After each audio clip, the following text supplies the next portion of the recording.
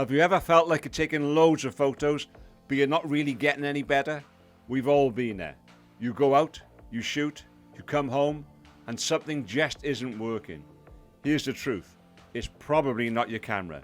It's what you're training your eye to see.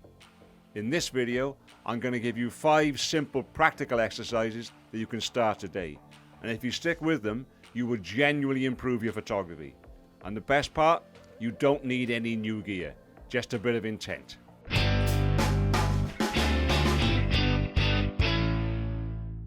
Now, over the years teaching photography, I've seen a very clear pattern. The photographers who improve the fastest aren't the ones who shoot more.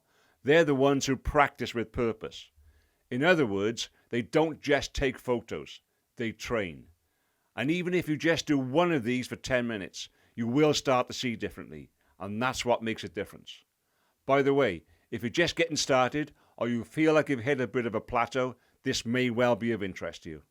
If you'd like a safe space to continue your photography journey with like-minded people, then why not come and join us in our Photography Foundations community over on School.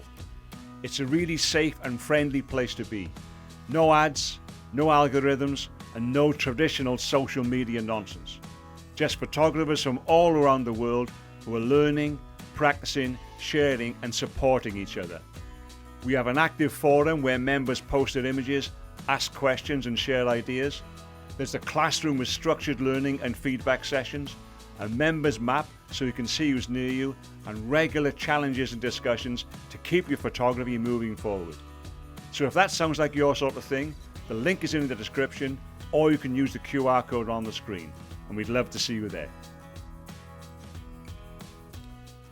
Okay, so let's get into it.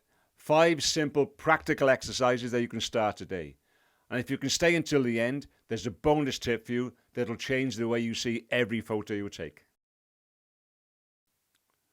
Next time you're out with your camera, pick one subject only, and then take 10 different photos of it. And here's how I suggest you approach this. Start where you are, take your first shot, and that's your baseline. Then ask yourself, how can you make this different? Try moving your feet, changing your angle, getting closer, stepping back, shooting through something, change your background, and wait for a moment. Wait for something to happen. And here's the key takeaway from this. Don't judge the first shot. Use it. Let it show you what's missing. Your first shot is information. Your next shots are refinement and improvement. This exercise trains you to slow down, to observe, and to problem solve with your camera. And that's a huge skill, because great photography isn't about finding better subjects. It's about seeing more in the same scene. Does that make sense? And if you do this regularly, your composition, your awareness, and your creativity will all improve without you even realizing it. Give it a try. 10 shots, 1 subject, no excuses. Now this one is really simple, but it does make a massive difference. Before you press the shutter, pause. Only for 2 seconds, and use that time intentionally. Check the edges of your frame. Check what's directly behind your subject. Check for distractions. Is there a lamppost growing out of someone's head? Is there a bin or a trash can half in the frame? Is there something bright pulling your eye away? And here's what this does. Your subject is what you point the camera at. Your composition is everything you leave in. And that's where most photos fall apart. This exercise trains you to see the whole frame, not just your subject. It's like straightening your shirt before having a picture taken.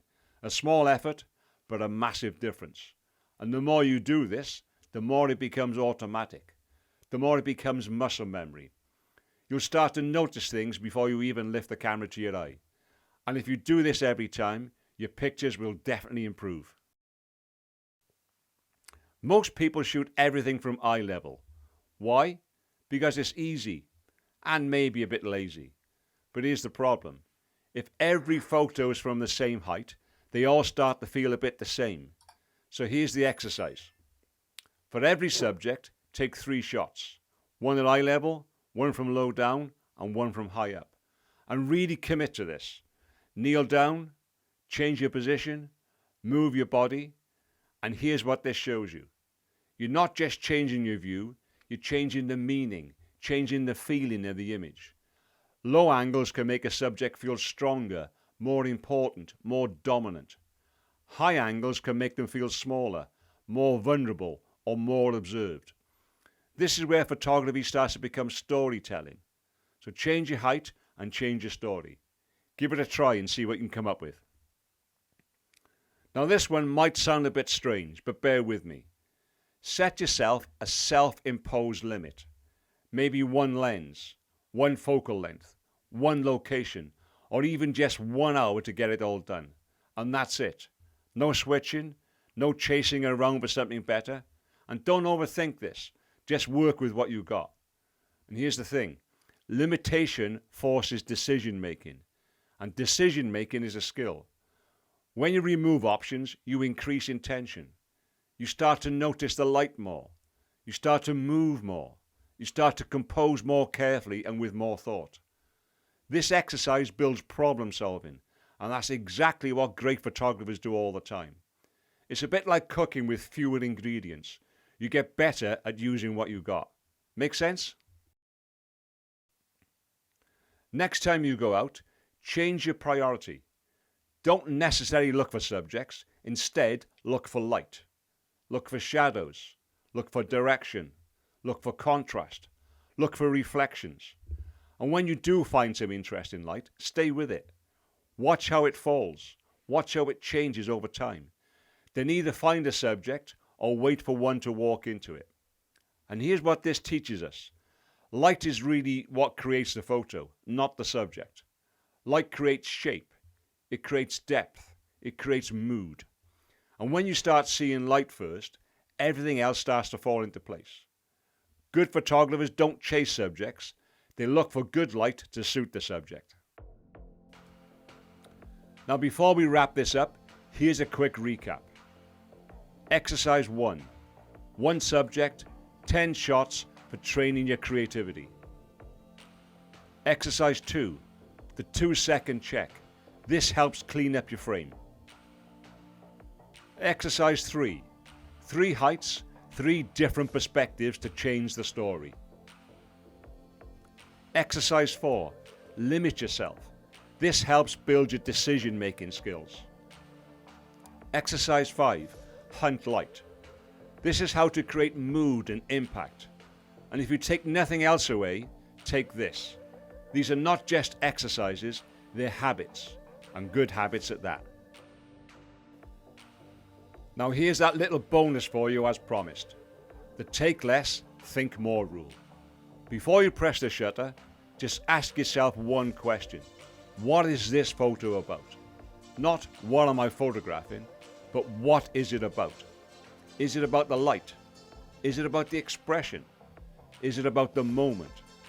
Is it about the shape or the color? Because when you can answer that, you start making decisions that support it.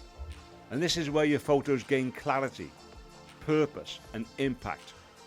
So to wrap this up then, you don't need a new camera. You don't need more gear. You only need to train your eye. And these exercises done consistently over time will do exactly that. Let me know in the comments which of these you're going to try first. I read and respond to everyone. And if you found this helpful, give it a like. Subscribe if you haven't already, because this channel is all about making photography simple, inspiring and fun. As always, thanks so much for watching. Take care, and I'll see you in the next one.